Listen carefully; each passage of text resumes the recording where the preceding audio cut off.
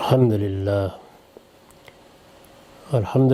رب العالمین والصلاة والسلام علی محمد الامین اعوذ باللہ من الشیطان الرجیم بسم اللہ الرحمن الرحیم۔ خواتین و حضرات، ہم میزان حصہ اول میں پہلے باب ایمانیات کا مطالعہ کر رہے ہیں۔ اس میں علامات قیامت زیر بحث ہیں۔ اس بحث کی ابتدا میں نے یہ عرض کیا تھا کہ اللہ تعالیٰ نے یہ بات تو کسی کو نہیں بتائی کہ قیامت کب برپا ہوگی، اس کا صحیح وقت کیا ہوگا، وہ کیا دن ہوگا جب سور پھونک دیا جائے گا اور یہ موجودہ بساط لپیٹ دی جائے گی۔ یہ بات البتہ رسول اللہ صلی اللہ علیہ وسلم کی وساطت سے بھی معلوم ہوئی، پہلی کتابوں میں بھی اس کی بہت سی آیات ہیں اور روایتوں میں بھی اس کا ذکر ہے کہ بعض علامتیں نمودار ہوں گی جو یہ بتا رہی ہوں گی کہ یہ حادثہ اب ہونے والا ہے۔ یہ علامتیں قرآن مجید میں بھی بیان ہوئی ہیں اور یہ روایتوں میں بھی جس طرح کہ میں نے عرض کیا بیان ہوئی ہیں۔ قرآن مجید میں جو علامت پورے اعتماد کے ساتھ پیش کی جا سکتی ہے وہ یاجوج و ماجوج کا خروج ہے۔ اس کو چونکہ اللہ تعالیٰ نے اپنی کتاب میں بیان کر دیا ہے تو اس میں اب کسی بحث کی گنجائش نہیں ہے۔ ہر وہ شخص جس نے اللہ کی کتاب کو پڑھا ہے وہ اس کو اس کی آیات میں دیکھ سکتا ہے۔ یہ آیات کون سی ہیں، ان میں کیا بات بیان ہوئی ہے، یہ اس سے پیچھے زیر بحث آ چکا ہے۔ ہم اب یہ دیکھ رہے تھے کہ یاجوج ماجوج کون ہے۔ اس میں حزقیل کے صحیفے میں ان کی سرزمین کا ذکر بھی ہوا ہے اور میں نے یہ بھی بتایا تھا کہ یہ یافس کی اولاد ہیں۔ بائبل میں بھی اس کے شواہد ہیں اور ہماری پرانی تاریخیں بھی یہی بات بیان کرتی ہیں۔ ہم یہاں پہنچ گئے تھے کہ یوحنا عارف کا جو مکاشفہ بائبل کے آخر میں نقل کیا جاتا ہے اس میں ان کے خروج کی ابتدا کب ہوگی اس کو بیان کیا گیا ہے۔ میں نے لکھا ہے، یوحنا عارف کے مکاشفے سے معلوم ہوتا ہے کہ ان کے خروج کی ابتدا نبی صلی اللہ علیہ وسلم کی بعثت کے 1000 سال بعد کسی وقت ہوگی، یعنی 1000 سال بعد تک صورتحال وہی رہے گی کہ جس میں مسلمانوں کا غلبہ ہوگا، جس میں مذہب پر سیاسی لحاظ سے ان لوگوں کی گرفت مضبوط ہوگی کہ جو اسی لحاظ سے چیزوں کو دیکھتے بھی ہیں اور یہ سمجھتے بھی ہیں کہ سوسائٹی کو اس طرح اس نظم میں رہنا چاہیے۔ یہی وجہ ہے کہ ولڈیورا نے اس کو ایج آف فیتھ کہا ہے، یعنی عصر الایمان، وہ زمانہ کہ جس میں سیاسی امور بظاہر مذہب کے ہاتھ میں نظر آتے ہیں یا مذہبی لوگوں کے ہاتھ میں نظر آتے ہیں۔ تو نبی صلی اللہ علیہ وسلم کی بعثت کے 1000 سال بعد کسی وقت ان کے خروج کی ابتدا ہوگی۔ اس زمانے میں یہ زمین کو چاروں طرف سے گھیرے ہوئے ہوں گے، یعنی اس وقت یہ اپنے ہی علاقے میں نہیں ہوں گے۔ ان کا علاقہ کون سا ہے وہ ہم اس سے پیچھے دیکھ چکے ہیں کہ وہ وسط ایشیا کا علاقہ ہے، یعنی شمالی طور پر اگر آپ دیکھیں تو یہ روس کا علاقہ، یہ طبالسک کا علاقہ، یہ چین کا علاقہ، یہ ان کی سرزمین ہے اور یہ یافس کی اولاد ہے۔ تو اس سے یہ معلوم ہوتا ہے کہ جس وقت ان کے خروج کی ابتدا ہوگی تو یہ زمین کو چاروں طرف سے گھیرے ہوئے ہوں گے۔ میں اس سے پیچھے یہ بیان کر چکا ہوں کہ ان کا علاقہ تو اگرچہ یہی ہے، یعنی یہ ایشیا کے شمالی علاقوں میں آباد ہوئے تھے۔ جس وقت طوفان کے بعد نوح علیہ السلام کی نسل کے لوگ بکھرنا شروع ہوئے تو یافس کی اولاد نے اسی علاقے میں جا کر اپنا مسکن بنایا، لیکن پھر انہی کے بعض قبائل یورپ پہنچے اور اس کے بعد امریکہ اور آسٹریلیا کو آباد کیا۔ اب اگر آپ دنیا کے نقشے کو دیکھیں تو یہ بالکل صحیح تصویر ہے کہ زمین کو چاروں طرف سے گھیرے ہوئے ہوں گے، یعنی زمین سے مراد اگر وہ قومیں لے لی جائیں کہ جن میں نبوت رہی، نبوت پر ایمان رہا، جن میں اس طرح سے محمد الرسول اللہ کی دعوت کو قبولیت حاصل ہوئی، جن میں 1000 سال تک جیسے کہ تعبیر اختیار کی گئی ہے، گویا شیطنت پر مذہبی فکر کا غلبہ رہا، ایک نوعیت کا سیاسی غلبہ۔ تو اس چیز کو اگر سامنے رکھ کر دیکھا جائے تو یہ بالکل وہی تصویر ہے جو اس وقت ہم دنیا میں دیکھ رہے ہیں۔ یوحنا عارف کے مکاشفے سے معلوم ہوتا ہے کہ ان کے خروج کی ابتدا نبی صلی اللہ علیہ وسلم کی بعثت کے 1000 سال بعد کسی وقت ہوگی۔ اس زمانے میں یہ زمین کو چاروں طرف سے گھیرے ہوئے ہوں گے۔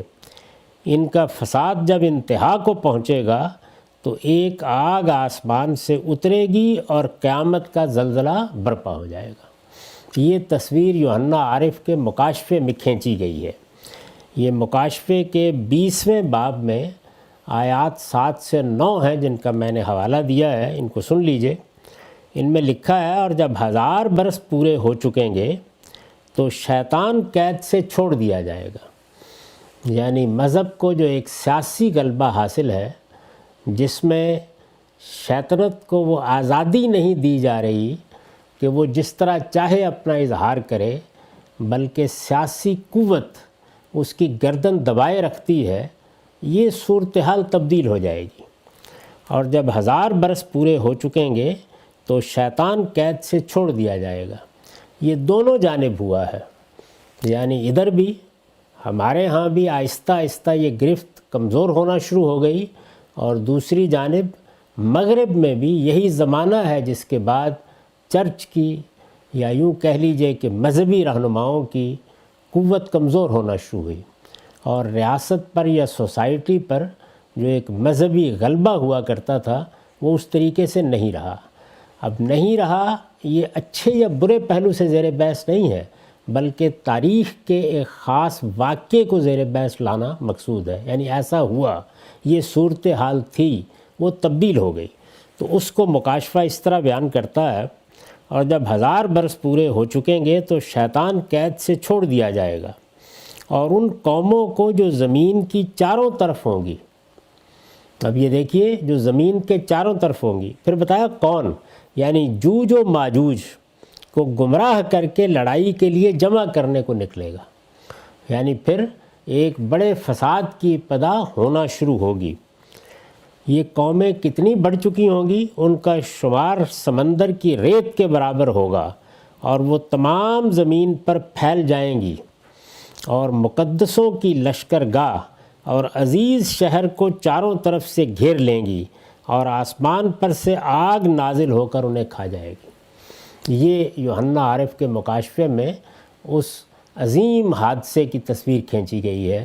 یعنی اس میں کیا ہوگا، یہ قومیں جن کا شمار سمندر کی ریت کے برابر ہوگا، یہ زمین پر پھیل جائیں گی۔ اب ظاہر ہے یہ پھیلنے کا عمل ہے جس کی کئی تصویریں ہوں گی، یعنی ایک سیاسی غلبہ حاصل ہوگا، یہ لوگ اپنے اپنے مقامات سے نکل کھڑے ہوں گے، دنیا کے اوپر ایک نہاد انہی قوموں کا قائم ہو جائے گا۔ یہ ساری تصویر ہے، اور یہ بتایا ہے کہ مقدسوں کی لشکرگاہ اور عزیز شہر کے چاروں طرف۔ یہ 2 شہر کون سے ہیں؟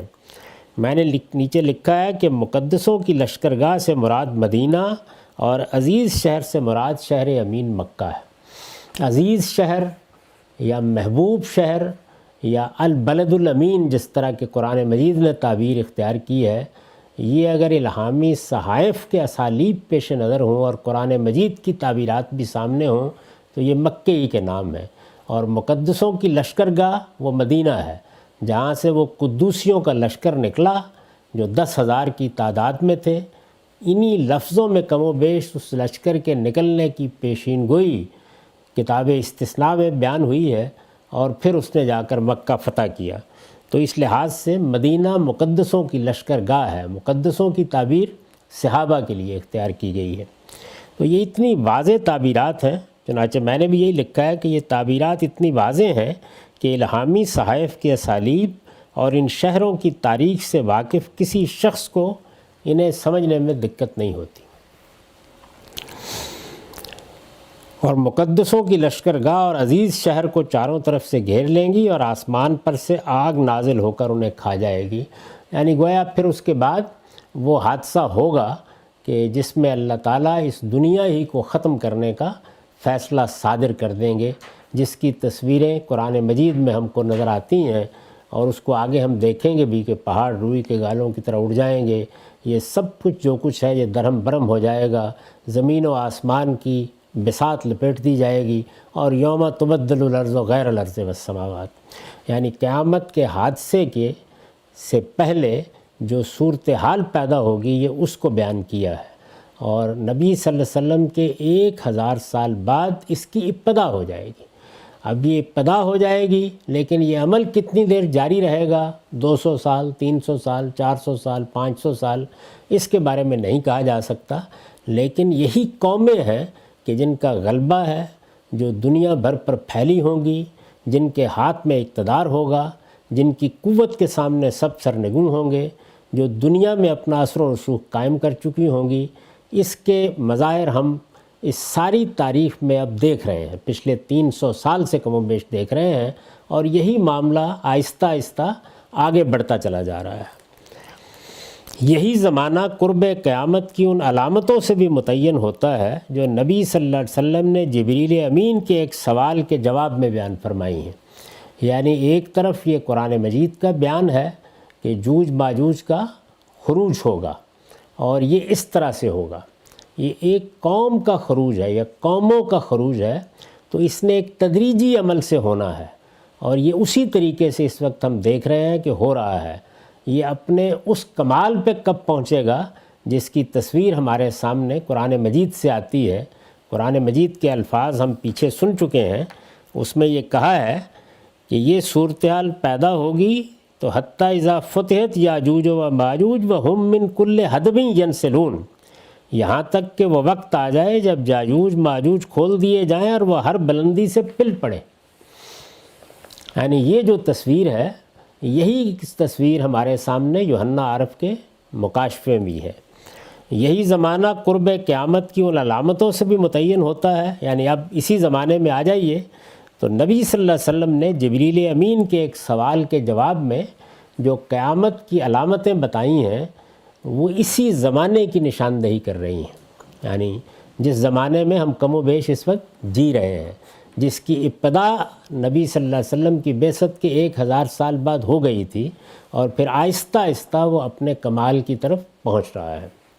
یعنی ایک زمانہ نبوت تھا جو رسالت مآب صلی اللہ علیہ وسلم پر ختم ہوا، پھر ایک مذہبی فکر کے سیاسی لحاظ سے غلبے کا زمانہ تھا جو کم و بیش رسول اللہ صلی اللہ علیہ وسلم کی بعثت کے ساتھ شروع ہوا، یعنی ذرا پہلے مسیحیوں کے لیے اور اس کے بعد مسلمانوں کے لیے، اور اس کی مدت یہی کم و بیش 1000 سال ہے۔ یہی زمانہ قرب قیامت کی ان علامتوں سے بھی متعین ہوتا ہے جو نبی صلی اللہ علیہ وسلم نے جبریل امین کے ایک سوال کے جواب میں فرمائی ہیں۔ یہ اس حدیث کی طرف اشارہ ہے جس کو حدیث جبریل کہا جاتا ہے۔ اس میں یہ بیان کیا گیا ہے کہ رسول اللہ صلی اللہ علیہ وسلم ایک دن مجلس میں بیٹھے ہوئے تھے، صحابہ کرام موجود تھے، انہوں نے دیکھا کہ ایک شخص آیا ہے جس کا لباس سفید ہے، جس کے جسم پر کوئی سفر کے آثار نہیں ہیں، اس کے بال، اس کا اٹھنا بیٹھنا ہر چیز بتا رہی ہے گویا یہیں سے کہیں سے نمودار ہو گیا ہے۔ اس نے آ کر رسول اللہ صلی اللہ علیہ وسلم سے کچھ سوالات کیے۔ وہ سوالات دین کے بنیادی حقائق کے بارے میں تھے۔ ان سوالات کے بعد جب وہ چلے گئے تو رسول اللہ صلی اللہ علیہ وسلم نے لوگوں کو یہ بتایا کہ یہ جبریل امین تھے، اور کس لیے آئے تھے؟ یعلمکم دینکم، یعنی یہ تمہیں دین سکھانے آئے تھے۔ میرے سامنے آ کر انہوں نے وہ سوالات کیے کہ جس میں گویا دین کا خلاصہ بیان کر دیا گیا۔ اس میں سوال یہ تھا کہ ایمان کیا ہے، اس میں سوال یہ تھا کہ اسلام کیا ہے، اس میں سوال یہ تھا احسان کیا ہے۔ گویا دین کے بنیادی حقائق کے بارے میں جو ضروری باتیں تھیں وہ پوچھی گئیں اور رسول اللہ صلی اللہ علیہ وسلم نے کمال ایجاز کے ساتھ ان کو بیان کر دیا۔ یعنی قرآن مجید انہی کی تعلیم دے رہا تھا، رسول اللہ صلی اللہ علیہ وسلم بھی وہی چیزیں لوگوں کو پڑھا سکھا رہے تھے، لیکن انہوں نے سوالات کر کے گویا ان کو ایک متعین صورت میں لوگوں کے سامنے رکھنے میں مدد کی آ کر۔ تو اس وقت نبی صلی اللہ علیہ وسلم سے یہ سوال بھی کیا گیا کہ قیامت کب آئے گی؟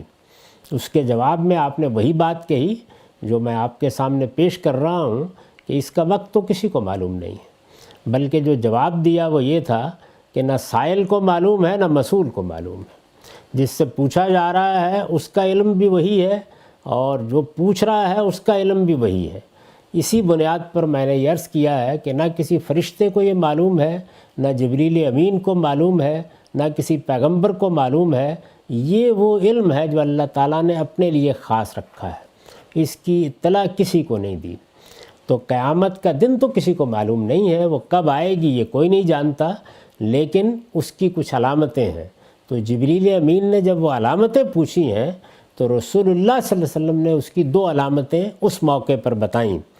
ان کو میں نے قرب قیامت کی علامتیں کہا ہے، یعنی ایک تو وہ علامات ہیں جو آگے زیر بحث آئیں گی کہ جن کے بعد گویا قیامت دروازے پر دستک دینے والی ہوگی، اور ایک یہ کہ ایک وارننگ ہے، ایک الارم ہے، ایک تنبیہ ہے کہ اب زیادہ دیر نہیں ہوگی۔ یعنی یاجوج و ماجوج کا خروج شروع ہو گیا، آہستہ آہستہ اس پوری دنیا پر، یعنی اس مذہبی دنیا پر غلبہ ہونا شروع ہوا، اور وہ پرانی بساط لپیٹ دی گئی، ایک نئی دنیا وجود میں آنے لگی۔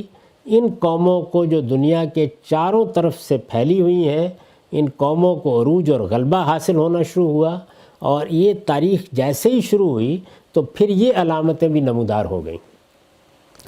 یہی زمانہ قرب قیامت کی ان علامتوں سے بھی متعین ہوتا ہے جو نبی صلی اللہ علیہ وسلم نے جبریل امین کے ایک سوال کے جواب میں بیان فرمائی ہیں، جب وہ لوگوں کی تعلیم کے لیے انسانی صورت میں آپ کے پاس آئے۔ یہ اسی حدیث کا حوالہ ہے اور یہ حدیث کی معتبر کتابوں میں نقل ہوئی ہے۔ آپ نے فرمایا ان تلد الامۃ ربتہا وان تری الحفاۃ العراۃ العالیٰ رعاشا یتطاولون فی البنیان۔ ایک نشانی یہ ہے کہ لونڈی اپنی مالکہ کو جن دے گی، اور دوسری یہ کہ تم عرب کے ان ننگے پاؤں ننگے بدن پھرنے والے کنگال چرواہوں کو بڑی بڑی عمارتیں بنانے میں ایک دوسرے سے مقابلہ کرتے دیکھو گے۔ اس میں جو انتر الحفاۃ العراۃ کے الفاظ آئے ہیں ان پر الف لام عہد کا ہے، اور بعض دوسری روایتوں سے معلوم ہو جاتا ہے کہ اس سے عرب ہی کے لوگ مراد ہیں۔ تو فرمایا ایک نشانی یہ ہے کہ لونڈی اپنی مالکہ کو جن دے گی، اور دوسری یہ ہے کہ تم عرب کے ان ننگے پاؤں ننگے بدن پھرنے والے کنگال چرواہوں کو بڑی بڑی عمارتیں بنانے میں ایک دوسرے سے مقابلہ کرتے دیکھو گے۔ ہمارے ہاں جو روایتیں بالعموم زیر بحث آتی ہیں ان کو قرآن مجید کے اسالیب کی روشنی میں سمجھنے کی طرف توجہ کم ہوئی ہے۔ قرآن مجید کو جب آپ پڑھتے ہیں اور جب اس کی زبان سے شناسائی پیدا کرتے ہیں تو معلوم ہوتا ہے کہ اس میں بہت سے الفاظ عہد کے ساتھ آتے ہیں۔ یہ عربی زبان میں بھی اسلوب ہے، ہمارے ہاں بھی اسلوب ہے۔ یعنی مثال کے طور پر الارض آئے گا، آپ دیکھیے قرآن میں بعض جگہ وہ صرف مکے کے لیے آ گیا ہے، ہم بھی بول دیتے ہیں ہماری زمین، اس سرزمین۔ تو اس طرح کی تعبیرات چونکہ عام طور پر لوگوں کی گرفت میں نہیں آتی تو وہ اس کو پوری دنیا سے متعلق سمجھ لیتے ہیں۔ تو یہاں پر بھی یہی ہے کہ انتر الحفاۃ العراۃ العالیٰ رعاشا، اس میں گویا عرب کے چرواہوں کی تصویر کھینچی گئی ہے کہ یہ جو عرب کے چرواہے ہیں جن کو تم دیکھتے ہو کہ اس وقت ننگے پاؤں پھر رہے ہیں، ننگے بدن پھر رہے ہیں، بالکل کنگال، کوئی چیز پاس نہیں ہے، ان کو تم دیکھو گے کہ یہ بڑی بڑی عمارتیں بنانے میں ایک دوسرے سے مقابلہ کر رہے ہوں گے۔ یہ سرزمین عرب بڑی بڑی عمارتوں کے تصور سے بالکل ناآشنا تھی۔ عرب میں یہی زندگی تھی جس کی تصویر یہاں کھینچی گئی ہے۔ یہ چروائے ہی تھے زیادہ تر، یعنی بکریاں چرانے والے، بھیڑ بکریوں، بہت تھوڑی جگہ ہیں کہ جن پر اس علاقے میں کچھ کاشت ہوتی تھی یا باغات تھے، زیادہ تر لوگوں کا پیشہ یہی تھا۔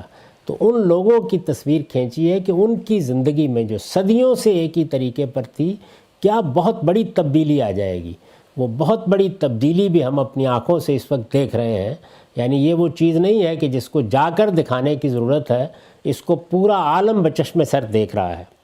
تو میں نے اس پر لکھا ہے کہ ان میں سے دوسری علامت تو بالکل واضح ہے، یعنی اس کو تو میں دیکھ رہا ہوں، آپ دیکھ رہے ہیں، سارا عالم دیکھ رہا ہے۔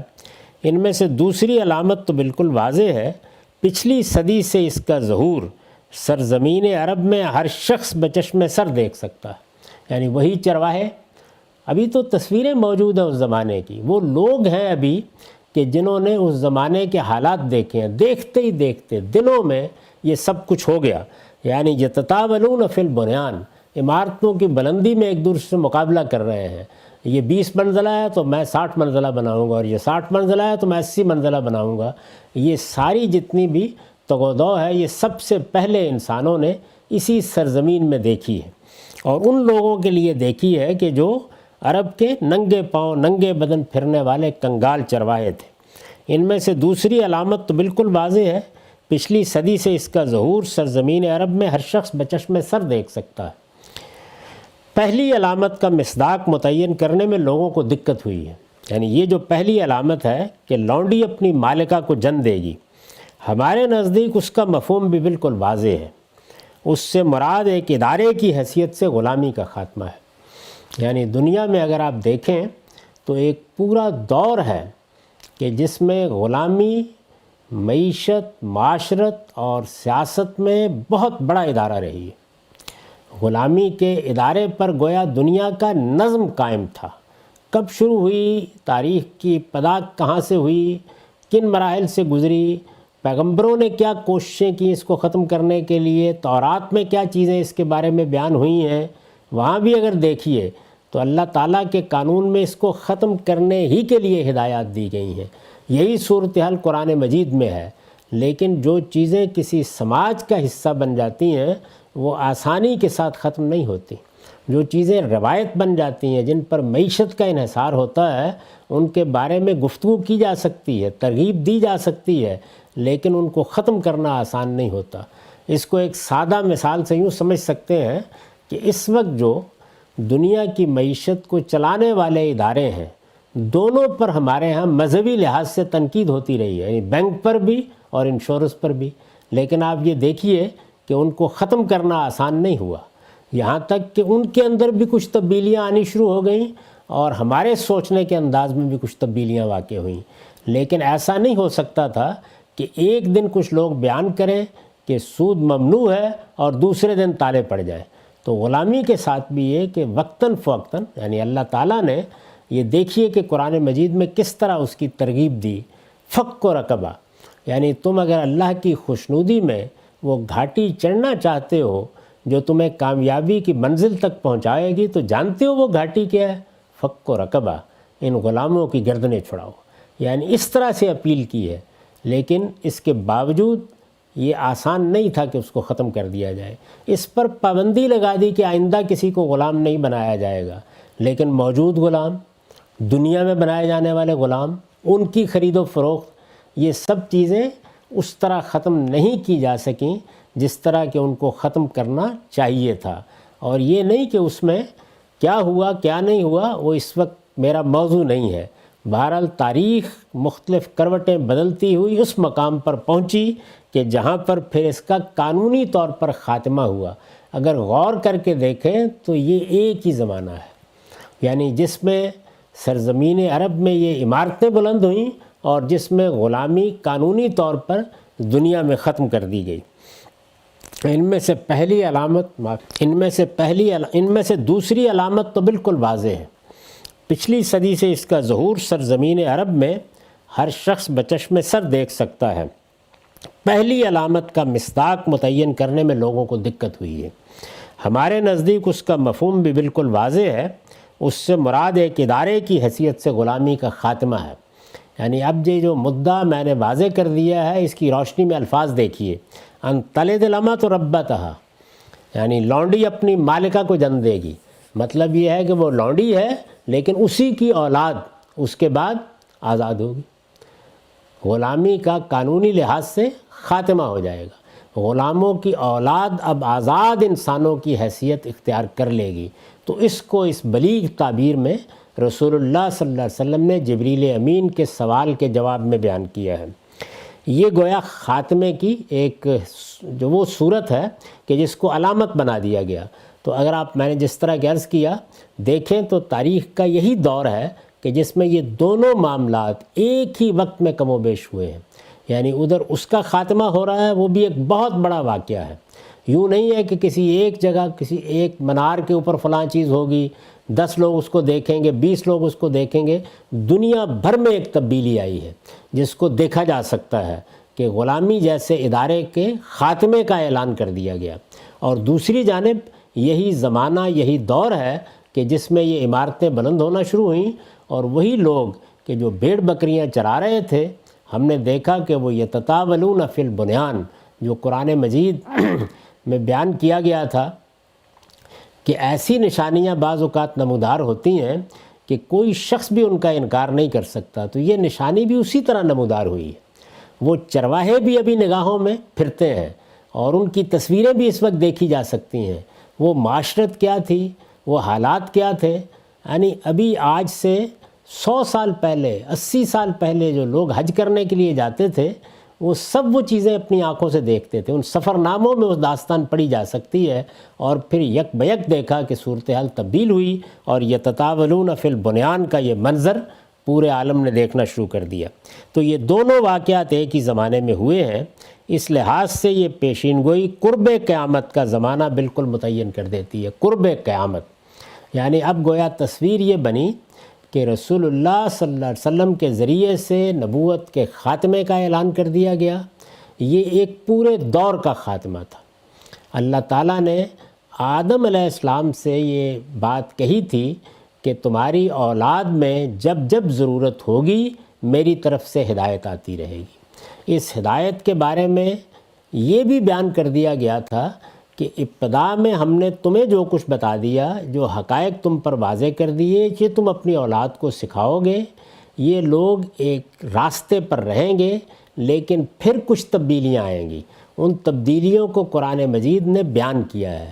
یہ بتایا ہے کہ کان الناس امتم واحدہ، لوگ دین کے معاملے میں کسی اضطراب میں نہیں تھے۔ ان کے باپ، ان کے ابوالآبا آدم نے جو دین کی روایت قائم کی تھی وہ اسی کے مطابق زندگی بسر کر رہے تھے۔ بحیثیت مجموعی توحید کے معاملے میں، نبوت کے معاملے میں، قیامت کے معاملے میں واضح حقائق تھے جن کو مان کر دنیا آگے بڑھی، لیکن پھر زیادہ عرصہ نہیں گزرا کہ لوگوں میں اس باب میں اختلافات ہونا شروع ہوئے، اور جب اختلافات شروع ہوئے تو اللہ نے اپنے وعدے کے مطابق اس وعدے کو بھی قرآن مجید نے نقل کیا ہے کہ جب آدم کے ساتھ وہ معاملہ ہوا کہ انہوں نے درخت کا پھل کھا لیا اور اللہ تعالیٰ نے فیصلہ سنا دیا کہ اب تمہیں دنیا میں جانا ہے، تو یہ کہا کہ اب میری طرف سے اگر ہدایت آئے گی تو پھر جو اس کی پیروی کرے گا وہی فلاح پائے گا۔ یہ ہدایت اللہ تعالیٰ کی طرف سے پھر اس وقت آنا شروع ہو گئی۔ اس میں سب سے پہلے نوح علیہ السلام کا ذکر ملتا ہے، پھر رسولوں کی صورت میں، نبیوں کی صورت میں اللہ تعالیٰ کی یہ عنایت ہوتی رہی، یہاں تک کہ محمد الرسول اللہ صلی اللہ علیہ وسلم کی بعثت ہوئی اور اس کے ساتھ یہ زمانہ ختم ہوا۔ یہ زمانہ نبوت ہے، یعنی یہ ایک پورا دور ہے کہ جس میں اللہ تعالیٰ نے انسانوں میں سے کچھ لوگوں کا انتخاب کیا اور پھر ان کو اس خدمت کے لیے مامور کیا کہ وہ اللہ کی ہدایت، اللہ کا پیغام دوسرے لوگوں تک پہنچائے۔ چنانچہ ان کے اس مشن کے لحاظ سے یا اس ذمہ داری کے لحاظ سے ان کو مخاطبہ الہی سے سرفراز کیا گیا، یعنی اللہ تعالیٰ نے ان کے ساتھ کلام کیا، اپنا پیغام انہیں دیا اور ان کے ساتھ اپنی کتابیں نازل کی۔ تو یہ بتایا انہی آیات میں جن کا میں نے حوالہ دیا سورہ بقرہ میں، یہ بتایا کہ ان کے ساتھ پھر کتابیں نازل کیں لِيَحْكُمَ بَيْنَ النَّاسِ فِي مَا اخْتَلَفُوا فِيهِ، تاکہ وہ کتابیں لوگوں کے لیے اختلافات میں حکم بن جائیں۔ دوسری جگہ اسی کو بیان کیا کہ کتابیں نازل کیں جو گویا ایک میزان ہے، ایک کسوٹی ہے، جن پر پرکھ کر حق و باطل کا فیصلہ کیا جا سکتا ہے، اور ان کا مقصد کیا تھا لِيَقُومَ النَّاسُ بِالْقِسْطِ، تاکہ دین کے معاملے میں لوگ ٹھیک انصاف پر قائم ہو جائیں، کوئی تردد باقی نہ رہے، ہر چیز بالکل واضح ہو جائے۔ جب کبھی کوئی اختلاف پیش آئے تو اللہ کی کتاب کی مراجعت کی جائے اور اس میں دیکھا جائے کہ کیا دین بیان کیا گیا ہے، اور تمام افکار، خیالات اور تمام تحقیقات اسی کی روشنی میں پرکھی جائیں۔ کتابیں میزان کی حیثیت سے فیصلہ سنائیں۔ قرآن مجید کو بھی اسی لحاظ سے بعض جگہوں پر میزان، بعض جگہوں پر فرقان کے لفظ سے تعبیر کیا گیا، حق و باطل میں فرق کرنے والی چیز۔ تو یہ پھر زمانہ شروع ہوا، یعنی محمد الرسول اللہ صلی اللہ علیہ وسلم پر ایک دور ختم ہوا اور ایک دوسرے دور کی ابتدا ہوئی۔ یہ دور ہے جس میں اس دنیا کی تاریخ میں یہ بڑا واقعہ ہوا کہ رسالت مآب صلی اللہ علیہ وسلم کے پیروکاروں کو بھی سیاسی غلبہ حاصل ہو گیا۔ اس وقت کی دنیا میں ایک بہت بڑے حصے پر، یعنی یہ سارا علاقہ جس کو آپ مسلمانوں کی سلطنت کی حیثیت سے جانتے ہیں، یہ ان کے زیر نگیں آ گیا۔ اور دوسری جانب اس سے ذرا پہلے سلطنت روما مسیحیت کو قبول کر چکی تھی، اور گویا ادھر بھی مذہبی فکر کا سیاست پر غلبہ قائم ہو گیا۔ اس کے نتیجے میں ایک ایسا دور پیدا ہوا جس کے بارے میں نے آپ سے عرض کیا ہے کہ اس کو عصر الایمان کہا جاتا ہے، یعنی اس میں لوگوں کے ہاں ان کی معاشرت میں، ان کی تہذیب میں، ان کی سیاست میں، ان کے فیصلوں میں، ان کے اقدامات میں، ان کی اجتماعی زندگی میں ہر جگہ گویا مذہب کا غلبہ تھا۔ یہ زیر بحث نہیں اس وقت کہ اس سے کیا خرابی پیدا ہوئی، کیا بہتری آئی، میں ایک تاریخی واقعے کو بیان کر رہا ہوں۔ تو یہ چیز ہوئی، یہ 1000 سال تک کا دور ہے دونوں جانب، اور پھر اس کے بعد اس کا خاتمہ ہونا شروع ہو گیا۔ اور یہ خاتمہ جن قوموں کے ذریعے سے ہوا وہ بتایا جا رہا ہے کہ وہ جوج ماجوج ہیں، یعنی یہی قومیں ہیں کہ جو دنیا کے سارے پھاٹکوں پر قبضہ کر چکی تھیں۔ اور یہ پورا علاقہ، یعنی یہ مشرق وسطیٰ کا علاقہ ہے جن میں مسلمان قومیں آپ کہہ سکتے ہیں آباد ہیں، یہ بالکل ان کے درمیان میں آ کر گھر چکا تھا۔ یہ صورتحال ہے جس کی تصویر یوحنا عارف کے مکاشفے میں ہمارے سامنے آتی ہے، اور یہی چیز قرآن مجید بیان کرتا ہے۔ اور پھر یہ کہتا ہے کہ وَهُم مِّن كُلِّ حَدَبٍ يَنْسِلُونَ، یعنی ایسا غلبہ ہوگا کہ گویا ہر گھاٹی سے، ہر نشیب و فراز سے یہی لوگ ہیں جو نکلے چلے آ رہے ہیں۔ تو میں نے آپ سے عرض کیا کہ قرآن مجید کے الفاظ یہ تھے کہ جب یاجوج و ماجوج کھول دیے جائیں، فتحت یاجوج و ماجوج وہم من کل حدب ینسلون، اور وہ ہر بلندی سے پل پڑے۔ اس کو محسوس کر رہے تھے وہ لوگ، دیکھ رہے تھے وہ لوگ۔ چنانچہ دیکھیے اقبال نے اسی صورتحال کو بیان کیا ہے، کھل گئے یاجوج اور ماجوج کے لشکر تمام، چشم مسلم دیکھ لے تفسیر حرف ینسلون۔ اسی آیت کی طرف اشارہ کیا ہے، اس میں الفاظ ہیں نا کہ تم دیکھو گے کہ ہم من کل حدب ینسلون، تو یہی ینسلون کا لفظ ہے جو انہوں نے وہاں پر شعر میں باندھا ہے۔ تو وہ یہ بتایا ہے کہ یہ ہم دیکھ رہے ہیں اس وقت، یہ صورتحال ہو گئی ہے۔ تو یاجوج و ماجوج کے یہ لشکر کھلے اور آہستہ آہستہ ان کے خروج کی ایک صورت پیدا ہونا شروع ہوئی۔ اس میں یہ بتا دیا گیا تھا کہ مقدسوں کی لشکرگاہ اور عزیز شہر کے چاروں طرف گویا انہی کا غلبہ ہو جائے گا، یہی صورتحال ہوگی۔ اب یہ چیز بہت سی صورتوں میں اگر آپ غور کریں تو ماضی میں بھی نظر آتی ہے، اس وقت بھی ایک خاص تعبیر کے مطابق ہے، لیکن یہ من کل حدب ینسلون کو اب کس کمال تک پہنچنا ہے وہ ہو سکتا ہے کہ تاریخ میں کچھ اور کروٹوں کا انتظار کرائے۔ تصویر یہی ہے جو بیان کی گئی ہے، اور پھر یہ بتایا گیا ہے کہ اس کے بعد بس یہ سمجھو کہ قیامت اب کل آئی یا آج آئی۔ اس میں رسالت مآب صلی اللہ علیہ وسلم سے جبریل امین نے سوالات کیے ہیں، تو ان کے جواب میں آپ نے جو 2 نشانیاں بیان کیں جن کا ذکر تعجب ہوتا ہے کہ لوگ بہت کم کرتے ہیں، درا حالے کہ اس موقع پر قرب قیامت کی نشانیوں کی حیثیت سے رسول اللہ صلی اللہ علیہ وسلم نے ذکر ہی ان 2 کا کیا تھا، اور اس میں یہ بتایا تھا کہ انطلد الامۃ ربتہا، یعنی لونڈی اپنی مالکہ کو جن دے گی، جیسے کہ میں نے اس کا مدعا بیان کیا کہ غلامی ایک ادارے کی حیثیت سے ختم ہو جائے گی۔ یعنی غلامی اپنی حقیقت کے اعتبار سے تو کن کن صورتوں میں اب بھی ہے، لیکن ایک ادارے کی حیثیت سے جیسے کہ وہ دنیا میں تھی، جس طرح اس کو مانا جاتا تھا، جس طرح اس کو ایک قانونی حیثیت حاصل تھی، جس طریقے سے لوگوں کو غلام بنایا جاتا اور پھر منڈیوں میں بیچا جاتا تھا، وہ ساری دنیا ختم ہو گئی۔ یعنی اس کو قانونی طور پر ممنوع قرار دے دیا گیا، اور پھر آہستہ آہستہ دنیا سے اس کا خاتمہ ہوا۔ یہ اسی زمانے میں ہوا ہے جس میں لوگوں نے اپنی آنکھوں سے ہی دیکھا کہ یہ عرب کے چرواہے جو قافلوں کو لوٹ لیتے تھے، حاجیوں کو لوٹ لیتے تھے، یعنی بھیڑیں چرانے اور بکریاں چرانے کے سوا جن کا کوئی عام پیشہ نہیں تھا، یہی وہ لوگ تھے۔ تو آپ تصویر میں الفاظ دیکھیے، رسالت میں آپ صلی اللہ علیہ وسلم نے فرمایا انتر الحفات، حفات کون ہیں؟ ننگے پاؤں چلنے والے، العرات ننگے بدن پھرنے والے، العالا کنگال، ریاش شاہ چرواہے بکریاں چرانے والے، یعنی گویا پوری تصویر ہے عرب کے لوگوں کی۔ اور یہ کہا کہ یتطاولون فی البنیان، تم یہ دیکھو گے کہ وہ عمارتیں بنانے میں ایک دوسرے سے مقابلہ کر رہے ہیں۔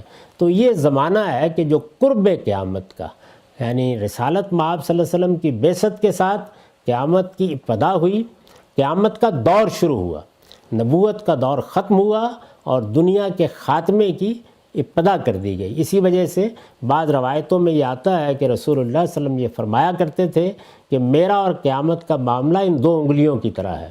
اس کے بعد پھر 1000 سال کا وہ زمانہ ہے جس کو یوحنا عارف کے مکاشفے میں اس طرح تعبیر کیا گیا کہ اس میں شیطان قید کر دیا گیا، یعنی گویا سیاسی لحاظ سے مذہب کا یا مذہبی فکر کا یا مذہبی لوگوں کا ایک طرح کا غلبہ قائم ہو گیا دنیا میں، اور پھر آہستہ آہستہ یہ معاملہ ان کی گرفت سے نکلنا شروع ہوا، ایک نئی دنیا پیدا ہونا شروع ہوئی، اور پھر جوج باجوج کی وہ قومیں کہ جن کا اصل وطن روس، طبالسک اور یہی شمالی ایشیا کا علاقہ تھا، چین تھا، منگولیا تھا، اس علاقے سے یہ اس سے پہلے ہی نکل چکے تھے، لیکن انہی کا خروج گویا، ان کا دنیا میں غلبہ، ان کی حیثیت کا تبدیل ہونا، اس کا پوری دنیا کے اوپر اثر و رسوخ قائم ہونا، یہ چیزیں ہونا شروع ہو گئیں۔ اور یہ عمل ہے کہ جس کو اب ہم دیکھ رہے ہیں، گویا قرآن کی بیان کی ہوئی علامت 1000 سال کے بعد ظاہر ہونا شروع ہو گئی، اور پھر اس کے یہ پہلو نمایاں ہونا شروع ہوئے جسے رسالت مآب صلی اللہ علیہ وسلم نے اس روایت میں بیان کیا ہے۔ تو یہ معاملہ تھا جس کو ہمارے ہاں ایک لحاظ سے آپ یہ کہہ سکتے ہیں کہ قدیم صحیفے بھی بیان کر رہے تھے، قرآن نے بھی بیان کیا، زمانے کی تعین کی بات میں کر رہا ہوں، اور روایتوں سے بھی اسی کی حقیقت سامنے آئی۔ اس کے بعد جو علامتیں ظاہر ہوں گی وہ نبی صلی اللہ علیہ وسلم نے یاجوج و ماجوج کے خروج کو شامل کر کے ایک ہی جگہ بیان کر دی ہیں۔ ایک روایت ہے، میں نے اس کو مسلم سے لیا ہے، دوسری کتابوں میں بھی ہے۔ مسلم میں یہ روایت جس طرح سے بیان ہوئی ہے، جس کو آگے میں بیان کروں گا، تو اس میں جو نشانیاں مختلف روایتوں میں آئی ہیں ان سب کو ایک ہی موقع پر 10 نشانیوں کی صورت میں بیان کر دیا گیا ہے۔ اور یہ معلوم ہوتا ہے کہ جب یہ دور قریب آ جائے گا، قرب قیامت کی یہ نشانیاں نمودار ہو جائیں گی، تو ظاہر ہے کہ دنیا اس کے بعد بھی کچھ کروٹیں لے گی، صدی، 2 صدی، 3 صدی، 4 صدی، اور اس کے بعد پھر وہ علامتیں نمودار ہوں گی جو اس میں بیان کی گئی ہیں، اور ان علامتوں کے نمودار ہوتے ہی گویا قیامت دروازوں پر دستک دے دے گی۔ یہ تصویر سامنے آتی ہے۔ اس میں ایک اصولی بات پہلے عرض کر چکا ہوں، اور وہ یہ کہ یاجوج و ماجوج کا خروج تو ایک یقینی علامت ہے، اس لیے کہ وہ قرآن مجید میں بیان ہوئی، اس کو اللہ کی کتاب نے خود واضح کر دیا، اور اس سے یہ چیز بھی سامنے آ گئی کہ یہ جو ہمارے ہاں عام طور پر لوگوں کے تصورات ہیں کہ قیامت کے قریب اسلام کا غلبہ قائم ہو جائے گا اور دنیا کے ہر گھر میں اسلام داخل ہو جائے گا، اس کی حقیقت کیا ہے اس پر میں آگے جا کے گفتگو کروں گا۔ اس وقت یہ سمجھ لیجئے کہ اللہ تعالیٰ اس کے بالکل برخلاف ایک دوسری بات بیان کر رہے ہیں، یعنی وہ جوج ماجوج کے یا یاجوج ماجوج کے غلبے کو قیامت کے وقوع کی علامت کے طور پر بیان کر رہے ہیں۔ رسالت مآب صلی اللہ علیہ وسلم نے بھی جو علامتیں جبریل کے سامنے بیان کی وہ یہ علامتیں تھیں۔